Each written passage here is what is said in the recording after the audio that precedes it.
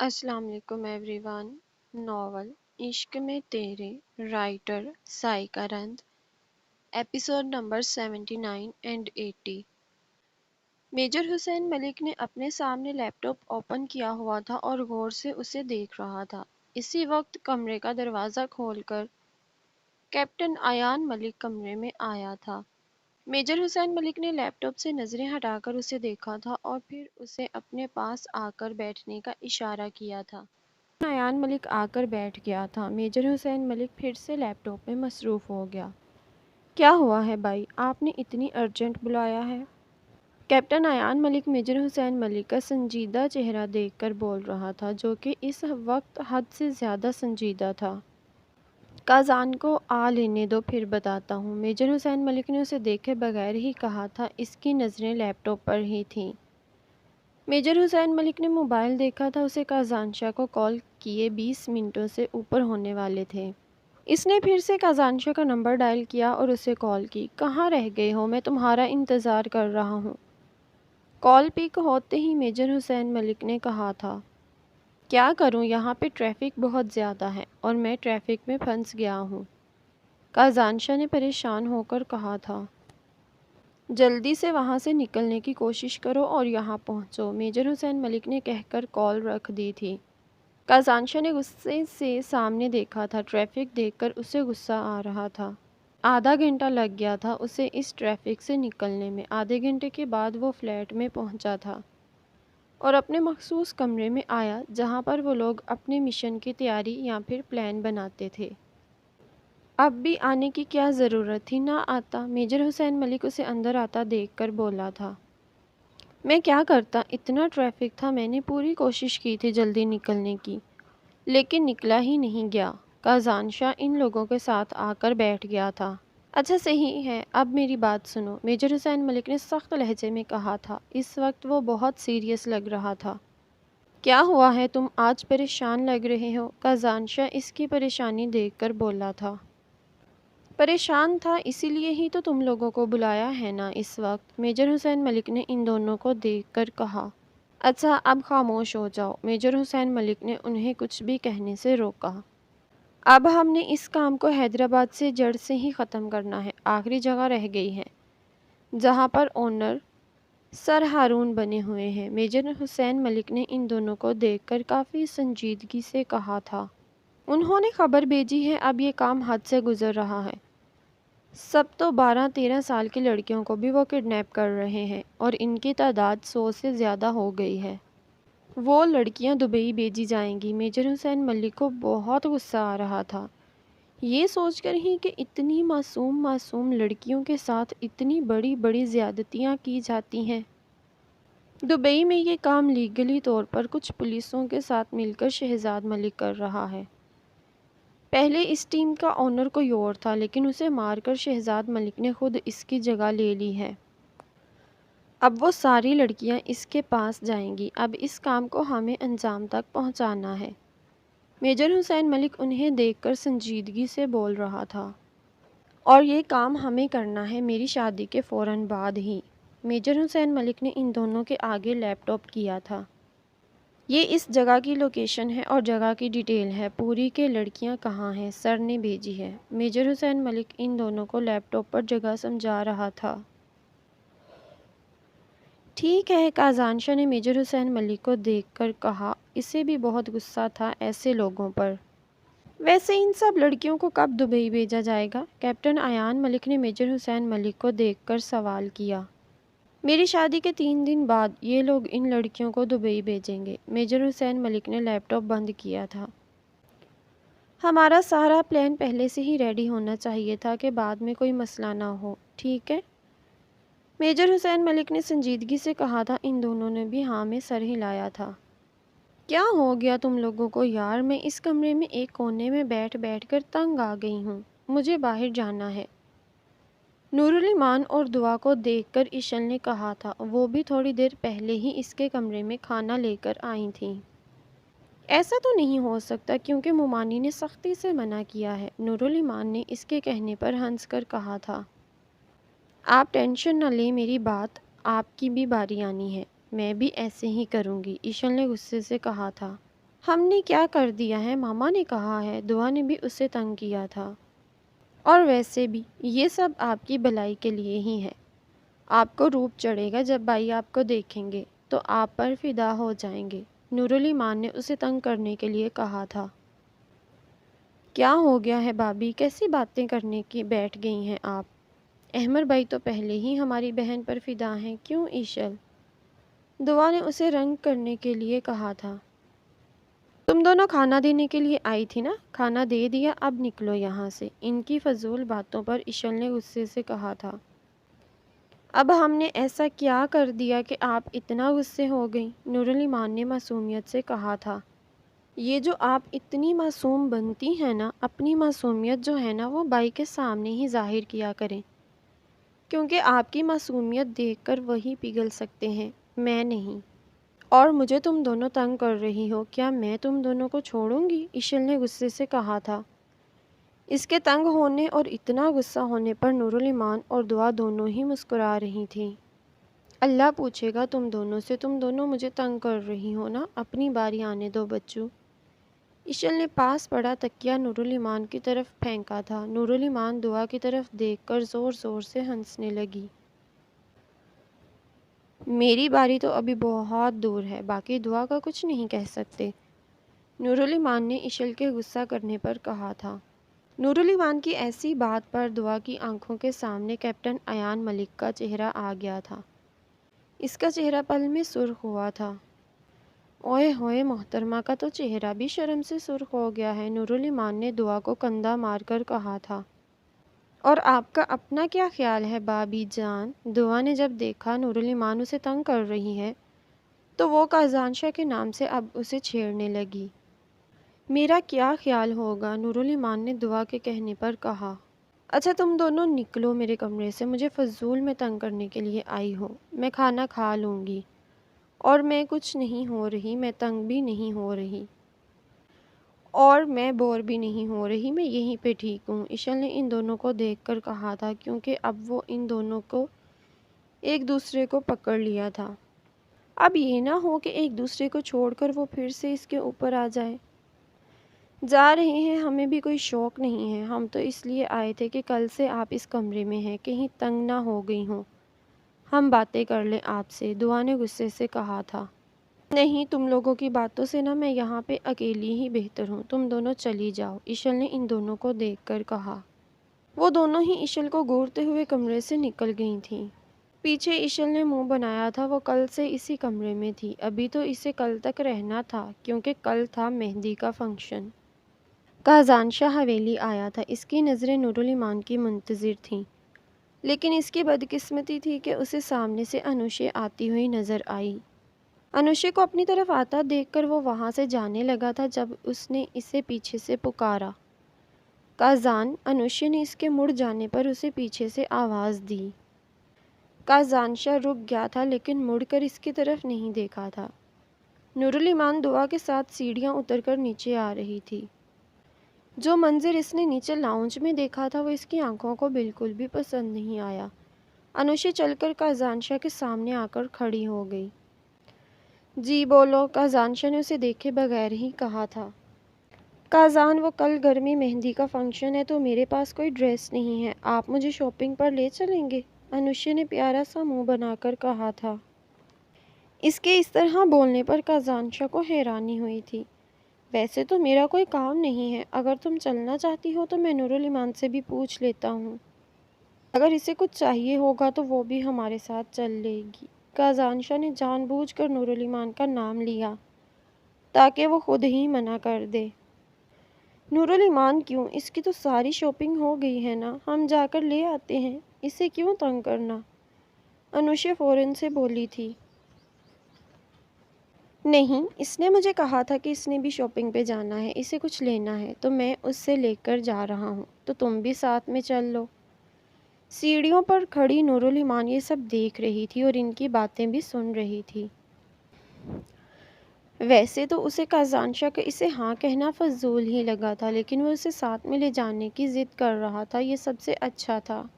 نورالایمان نے اپنا موبائل نکالا تھا اور قازانشاہ کو کال کی تھی۔ تم یہیں کھڑی رہو اور مجھے بتاؤ یہ چڑیل کازانشا کو کیا کہہ رہی ہے، نورالایمان نے دعا کو دیکھ کر کہا اور خود اوپر کی طرف چلی گئی۔ کازانشا کا موبائل بجا تو موبائل پر نمبر دیکھ کر اس نے آس پاس دیکھا تھا۔ دعا کو سیڑھیوں پر کھڑا دیکھ کر وہ تو یہ سمجھ ہی گیا تھا کہ نورالایمان یہ بات جانتی ہے کہ وہ اس وقت انوشے کے ساتھ کھڑا ہے۔ تمہارا موبائل بج رہا ہے کازان، پھر سے؟ کازانشا کو سوچوں میں دیکھ کر انوشے بولی تھی۔ انوشے کے بولنے پر کازانشا نے کال اٹھائی تھی اور موبائل کان سے لگایا تھا۔ ہاں جی، السلام علیکم، کازانشا نے کال اٹھاتے ساتھ ہی کہا۔ وعلیکم السلام مسٹر کازانشا، نورالایمان نے ہر بات چبا چبا کر کہی۔ کیا ہوا ہے؟ کازانشا سمجھ گیا تھا کہ وہ غصے میں ہے۔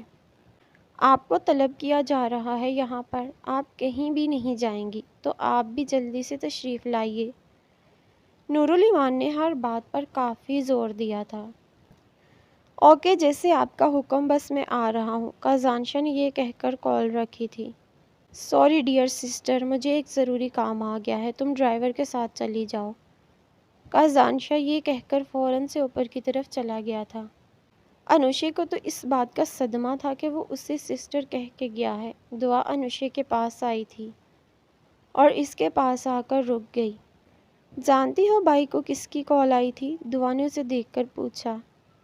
دعا کے پوچھنے پر انوشے نے نام میں سر ہلایا۔ کوئی بات نہیں، میں بتا دیتی ہوں۔ جب تم بائی سے بات کر رہی تھی تب نورالایمان نے تم دونوں کو دیکھ لیا تھا۔ اس وقت بائی کو نورالایمان کی کال آئی تھی اور انہوں نے بائی کو اپنے پاس بلایا۔ اس لیے وہ تمہیں منع کر کے گئے ہیں ایک ضروری کام کا کہہ کر۔ اپنی یہ فضول حرکتیں چھوڑ دو، بائی اور نورالایمان کے بیچ آنے کی ضرورت نہیں ہے، کیونکہ تمہاری ان فضول حرکتوں سے کچھ بھی نہیں ہونے والا۔ بائی بہت زیادہ محبت کرتے ہیں نورالایمان سے۔ دعا نے ہر بات پر بہت زیادہ زور دے کر کہا تھا تاکہ اسے یہ بات سمجھ میں آ جائے۔ کازانشا کو تو میں حاصل کر کے رہوں گی اور تم دیکھو گی، انوشے نے غصے سے کہا تھا۔ ٹھیک ہے، پھر دیکھتے ہیں تم یہاں سے ذلت اور رسوائی لے کر جاؤ گی۔ دعا یہ کہہ کر وہاں سے چلی گئی تھی، کیونکہ وہ یہ بات اب جان گئی تھی کہ اس لڑکی کو سمجھانا فضول ہے۔ وہ اپنی ضد میں حد سے زیادہ اندھی ہو گئی ہے اور اسے کچھ نظر ہی نہیں آنے لگا اب۔ کازانشا موبائل میں مصروف چلتا ہوا آ رہا تھا۔ اس کی اچانک ٹکر انوشے سے ہوئی تھی۔ وہ موبائل میں مصروف تھا، اس نے اسے آتے ہوئے نہیں دیکھا تھا، لیکن انوشے نے یہ جان بوجھ کر کیا تھا۔ وہ نورالایمان کو آتے ہوئے دیکھ چکی تھی، وہ ان کی طرف ہی آ رہی تھی۔ وہ گرنے لگی تھی لیکن کازانشا نے اسے بچانے کے لیے اس کا ہاتھ پکڑ لیا تھا۔ انوشے اس کی آنکھوں میں دیکھ رہی تھی۔ کازانشا کا موبائل ٹکرانے کی وجہ سے نیچے گر گیا تھا۔ کازانشا نے بھی اس کی طرف دیکھا۔ انوشے کو دیکھ کر اس کا منہ بن گیا تھا۔ اس نے فوراً سے انوشے کو سیدھا کیا، اپنا موبائل اٹھایا اور وہاں سے جانے لگا تھا جب اسے سامنے ہی نورالایمان کھڑی نظر آئی۔ نورالایمان اسے غصے سے دیکھ رہی تھی۔ انوشے نے پیچھے سے اس کا ہاتھ پکڑ لیا تھا۔ کیا مسئلہ ہے؟ کازانشا نے اس کا ہاتھ اپنے ہاتھ سے ہٹایا تھا۔ وہ میں یہ پوچھ رہی تھی کہ میں کیسی لگ رہی ہوں، انوشے نے اس کے سامنے اپنے لہنگے کو جھاڑتے ہوئے کہا تھا۔ کازانشا نے بیزاریت سے اس کی طرف دیکھا تھا۔ مجھے نہیں پتا بہن، میری جان چھوڑو۔ کازانشا یہ کہہ کر نورالایمان کی طرف بڑھ گیا تھا، جو کہ گرین فراک پہنے، سر پر گرین ہی حجاب لیے بہت پیاری لگ رہی تھی۔ آج گھر میں مہندی کا فنکشن تھا، رات میں اسی کے لیے یہ ساری تیاریاں ہو رہی تھیں۔ کازانشا نورالایمان کے پاس آ کر رکا تھا۔ نورالایمان غصے سے اسے دیکھ رہی تھی۔ کازانشا نے اس کا ہاتھ پکڑا اور اسے لے کر اپنے کمرے کی طرف بڑھ گیا تھا۔ پیچھے انوشے غصے سے ان دونوں کو جاتا ہوا دیکھ رہی تھی۔ کمرے میں آ کر کازانشا نے کمرے کا دروازہ بند کیا تھا۔ یہ کیا کر رہے ہیں؟ کازانشا کو کمرے کا دروازہ بند کرتے دیکھ نورالایمان بولی تھی۔ شش! کازانشا نے اسے دروازے کے ساتھ لگا کر اس کے لبوں پر انگلی رکھی تھی۔ نورالایمان اس کی آنکھوں میں دیکھنے لگی تھی۔ اس کی ہیزل رنگ کی آنکھیں نورالایمان کو سب سے زیادہ اپنا اسیر کرتی تھی۔ کازانشا نے نورالایمان کے حجاب کی پنز نکالی تھیں۔ یہ کیا کر رہے ہیں کازان؟ میں نے بہت مشکل سے کیا ہے۔ نور علی مان نے معصومیت سے کہا تھا۔ وہ اسے روکنا چاہتی تھی لیکن کازان شاہ کی گھورتی نگاہوں نے اسے خاموش کروا دیا تھا۔ کازان شاہ نے اس کا حجاب اتار کر اس کے جوڑے میں بندھے بال کھولے تھے۔ کیا کر رہے ہیں کازان؟ میں نے اتنی مشکل سے کیا ہے۔ نور علی مان نے منہ بنا کر اسے دیکھا تھا۔ میری خوبصورت بیوی، آپ کھلے بالوں میں مجھے حد سے زیادہ پسند ہیں۔ کازان شاہ نے اس کا ہاتھ پکڑ کر اسے شیشے کے سامنے لے آیا تھا۔ وہ خود اس کے پیچھے کھڑا ہو گیا تھا۔ کازان شاہ نے شیشے میں خود کو اور نور علی مان کو دیکھا تھا۔ سامنے دیکھو، کازان شاہ اس کی جھکی ہوئی نظریں دیکھ کر بولا تھا۔ کازان شاہ کے بولنے پر نور علی مان نے نظریں اٹھا کر اوپر دیکھا تھا۔ کازان شاہ نے اس کے کھلے بال اس کے ایک کندھے پر ڈال کر آگے کیے تھے۔ تمہارا یہ روپ بھی دیکھنے کا حق صرف اور صرف میرا ہے، اور اسی طرح تم میرے دل کو کتنا باتی ہو تم نہیں جان سکتی۔ کازان شاہ نے اس کے بالوں میں اپنا منہ چھپا لیا تھا۔ کازان شاہ نے اپنے منہ اس کے بالوں سے نکال کر اس کے بال گردن سے ہٹا کر اس کی گردن پر رکھے تھے۔ نور علی مان کے دل نے رفتار پکڑی تھی۔ اس نے اپنی آنکھیں زور سے میچ لی تھیں۔ کازان اس کی شدتیں حد سے بڑھتی دیکھ کر نور علی مان نے اسے پکارا تھا۔ کازان شاہ نے اس کا رخ اپنی طرف کیا تھا اور پھر اس کی پیشانی پر عقیدت سے اپنے لب رکھے تھے۔ تم نہیں جانتی میں نے اپنے منہ توڑ جذبوں کو کیسے اپنے بس میں کیا ہوا ہے۔ تمہیں دیکھ کر میرا دل میرے بس میں نہیں رہتا۔ میرا دل مجھ سے ہی بغاوت کر بیٹھتا ہے۔ کازان شاہ اس کی آنکھوں میں دیکھ کر بول رہا تھا۔ اس کے لہجے میں محبت ہی محبت تھی۔ نور علی مان کا چہرہ شرم سے سرخ ہو گیا تھا۔ آپ تیار ہو جائیں، کچھ ہی دیر میں فنکشن شروع ہونے والا ہے۔ مجھے بھی دوپٹہ صحیح کر لینے دے۔ نور علی مان نے بہت ہمت جمع کر کے جھکی ہوئی نظروں کے ساتھ ہی کہا تھا۔ میرا دل تو نہیں ہے تمہیں بخشنے کا۔ اتنا خوبصورت ہو کر میرے سامنے آؤ گی تو میرا دل مجھ سے بغاوت کرے گا ہی نہ۔ کازان شاہ نے اس کے بال کان سے پیچھے کیے تھے۔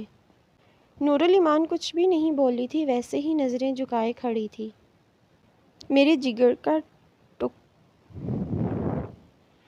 میرے جگر کے ٹوٹے، آپ اتنا بھی شرماؤ نہیں کہ باہر جاتے ہی سب کو پتہ چل جائے کہ اندر کچھ نہ کچھ ضرور ہوا ہے۔ میں جا رہا ہوں تیار ہونے، تم بھی اپنا دوپٹہ صحیح کر کے چلی جاؤ۔ کازان شاہ اسے شرم سے لال ٹماٹر ہوتا دیکھ کر بولا تھا۔ نور علی مان نے بھی ہاں میں سر ہلایا تھا۔ کازان شاہ نے اپنی وائٹ شلوار قمیض لی اور تیار ہونے کے لیے چلا گیا۔ اس کے اوپر اس نے گرین کلر کی کوٹ پہنی ہوئی تھی۔ نور علی مان نے بھی اپنا دوپٹہ صحیح کیا اور نیچے چلی گئی تھی۔ مہندی کی دلہن بن کر وہ اسٹیج پر میجر حسین ملک کے ساتھ بیٹھی ہوئی تھی۔ میجر حسین ملک نہ جانے کب سے اسے دیکھی جا رہا تھا۔ اس پر سے اس کی نظریں ہی نہیں ہٹ رہی تھیں۔ کیا ہو گیا ہے احمر؟ سامنے دیکھ لیں، لوگ ہمیں ہی دیکھ رہے ہیں۔ آخرکار اشل نے تنگ آ کر احمر سے کہا تھا، جو نہ جانے کب سے اسے ہی دیکھی جا رہا تھا، بلکہ جب سے وہ آئی تھی اس کے برابر میں بیٹھی تھی تب سے ہی وہ اسے دیکھ رہا تھا۔ ایک پل کے لیے بھی اس نے اپنی نظریں ادھر ادھر نہیں کی تھیں۔ میری بیوی، میری نظریں، میری مرضی، میں جہاں بھی دیکھوں لوگوں کو اس سے کیا؟ میجر حسین ملک نے اس کی کمر میں ہاتھ ڈال لیا تھا۔ اشل نے حیرانی سے اسے دیکھا تھا۔ کیا ہو گیا ہے احمر؟ آپ نے ضرور مجھے یہاں پہ ہارٹ اٹیک دلانا ہے؟ آپ سامنے دیکھ لیں، اشل نے منہ بنا کر کہا تھا۔ میں ابھی بھی کہہ چکا ہوں، میری بیوی میری پراپرٹی ہے، میری مرضی، میں اپنی بیوی کو دیکھوں یا سامنے دیکھوں۔ میجر حسین ملک نے اس کی کمر پر اپنی انگلیوں کا دباؤ بڑھایا تھا۔ کیا کر رہے ہیں احمر؟ لوگ دیکھ رہے ہیں، ہاتھ ہٹائیں۔ اشل نے اس کے ہاتھ پر ہاتھ رکھ کر پیچھے کرنا چاہا تھا، لیکن اس نے اپنا ہاتھ بہت مضبوطی سے رکھا ہوا تھا۔ ایسا ہو نہیں سکتا کہ میں اپنا ہاتھ ہٹا لوں اور لوگوں سے میرا کوئی بھی تعلق نہیں ہے۔ میجر حسین ملک نے اس کی طرف دیکھ کر کہا تھا۔ پلیز نہ احمر، اشل نے معصومیت سے کہا تھا۔ میں نے کوئی بھی بات نہیں سننی، اور ویسے بھی آپ ایک دفعہ کمرے میں پہنچے، آپ نے چینج نہیں کرنا کیونکہ میں نے کمرے میں آنا ہے۔ میجر حسین ملک نے اسے دیکھ کر کہا۔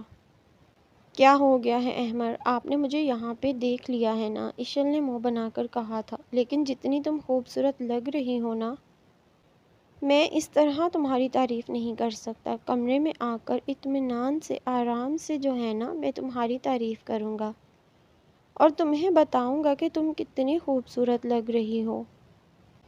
لفظوں سے نہیں بلکہ اپنے عمل سے میجر حسین ملک نے آخر میں اسے آنکھ مار کر یہ بات کہی تھی۔ اس کی آنکھ مارنے پر اشل سرخ انار ہوئی تھی۔ اس کی دو معنی بات وہ بھی سمجھ گئی تھی۔ ایسی ویسی کوئی حرکت نہیں کرنی، آپ نے لیٹ نائٹ تک تو فنکشن رہنا ہے، اس کے بعد رات میں اگر آپ آئے نا تو مجھ سے کوئی نہیں ہوگا۔ اشل نے غصے سے کہا تھا، میں آؤں گا، دیکھوں گا کہ مجھے کون روکے گا آنے سے، اور تم مجھے روک نہیں سکتی۔ میجر حسین ملک نے اسے چیلنج کیا تھا۔ میں کمرے کی ونڈوز، بالکنی والی سائڈ کی بھی ونڈوز اور ساتھ میں کمرے کے دروازے بھی بند کر دوں گی، اشل نے اسے گور کر کہا تھا۔ محترمہ، تم نے جو کرنا ہو کر لینا، یہ بات تم کیوں بھول جاتی ہو کہ میں ایک آرمی آفیسر ہوں؟ میرے لیے تمہارے کمرے کے لاکس کھولنا کوئی مشکل کام نہیں ہے، میجر حسین ملک نے ہنس کر کہا تھا۔ اس کی ایسی بات پر اشل نے غصے سے اسے گورا تھا۔ اس کے پاس اس کے سوال کا جواب نہیں تھا۔ آپ دونوں آرام سے اور سکون سے بیٹھ جائیں، کیونکہ سب کی نظریں آپ دونوں کے اوپر ہیں۔ اسپیشلی آپ کو یہ کہنے کے لیے مجھے مہمانوں کو چھوڑ کے یہاں پر آنا پڑا ہے، نورالایمان نے ان دونوں کو دیکھ کر کہا تھا۔ ابھی وہ لوگ یہ بات کر ہی رہے تھے کہ سامنے سے شہزاد ملک آتا ہوا نظر آیا تھا۔ اسے دیکھ کر میجر حسین ملک فوراً سے اپنی جگہ سے کھڑا ہو گیا تھا۔ کیپٹن ایان ملک جو لوگوں کے ویلکم کے لیے وہیں پر کھڑا تھا، اس نے مڑ کر میجر حسین ملک کو دیکھا تھا۔ کازان شاہ بھی ریڈی ہو کر وہاں پر آ گیا تھا۔ میجر حسین ملک سٹیج سے اتر کر اس کی طرف گیا تھا، کازان شاہ بھی اسی طرف جا رہا تھا۔ اللہ جی بس خیر ہو سب، سعدیہ بیگم شہزاد ملک کو دیکھ کر بولی تھی، اور پھر میجر حسین ملک اور کازان شاہ کو اس کی طرف بڑھتا دیکھ کر انہیں اور زیادہ ڈر لگ رہا تھا، کہیں یہاں پر ہی وہ کوئی جھگڑا وغیرہ نہ کر لیں۔ کیوں آئے ہو؟ میجر حسین ملک اس کے پاس آ کر رک گیا تھا۔ کیونکہ میرے بیٹے کی مہندی ہے اور میں وہ اٹینڈ کرنے کے لیے آیا ہوں۔ باپ کے بغیر کیسی مہندی ہوتی ہے؟ تم لوگوں نے تو مجھے بلانا گوارا نہیں سمجھا، تو میں نے سوچا میں خود ہی چلا جاتا ہوں۔ شہزاد ملک نے اس کے کندھے پر ہاتھ رکھا تھا۔ تم جیسا شخص کبھی بھی ہمارا باپ نہیں ہو سکتا۔ دولت کے لالچ میں اتنے اندھے ہو گئے ہو کہ تمہیں کچھ نظر ہی نہیں آ رہا کیا غلط ہے کیا صحیح ہے۔ خدا سے ڈرو شہزاد ملک، میجر حسین ملک نے اس کا ہاتھ اپنے کندھے سے دور کرتے ہوئے کہا تھا۔ باپ چاہے جیسا بھی ہو، خدا کہتا ہے کہ اس کی عزت کرنا اولاد پر لازم ہے، شہزاد ملک نے ان دونوں کو دیکھ کر کہا تھا۔ تم جیسے باپ سے بہتر ہے کہ ہم یتیم ہو جاتے۔ تم خود کو باپ کہتے ہو، کبھی ان لڑکیوں کے بارے میں سوچا ہے جن کو تم اپنے پیروں تلے رون دیتے ہو؟ ایسا شخص ہمارا باپ نہیں ہو سکتا۔ مجھے تو گن آ رہی ہے تمہیں انسان کہتے ہوئے، میجر حسین ملک نے افسوس سے کہا تھا۔ یہاں پہ کوئی بھی نہیں چاہتا کہ کوئی تماشا ہو یا پھر کوئی بھی ایسی بات ہو، تو بہتر یہی ہے کہ تم یہاں سے چلے جاؤ، تمہاری یہاں پہ کوئی جگہ نہیں بنتی، کازان شاہ نے غصے سے کہا تھا۔ ایسا کیسے ہو سکتا ہے کہ میں اپنے بیٹے کی مہندی پر آؤں اور اٹینڈ کیے بغیر ہی چلا جاؤں؟ آخر کو میرے بیٹے کی مہندی ہے، مجھے بھی رسم کرنے کا حق ہے، اپنی بہو کو ڈھیر ساری دعائیں بھی تو دینی ہے، شہزاد ملک نے ہنس کر کہا تھا۔ تمہاری دعاؤں کی ہمیں کوئی بھی ضرورت نہیں ہے، میجر حسین ملک غصے سے بولا تھا۔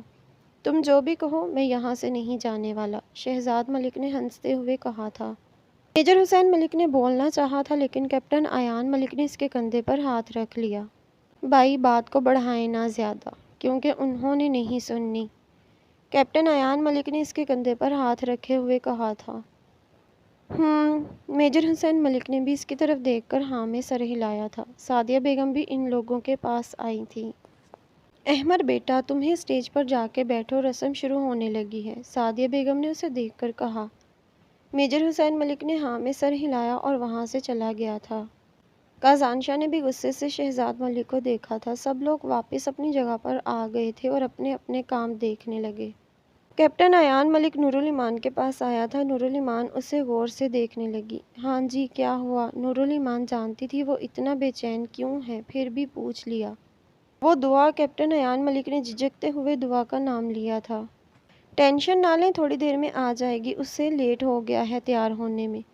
کیونکہ وہ اشل کی مدد کر رہی تھی، نورالایمان نے ہنس کر کہا تھا اور وہاں سے چلی گئی تھی۔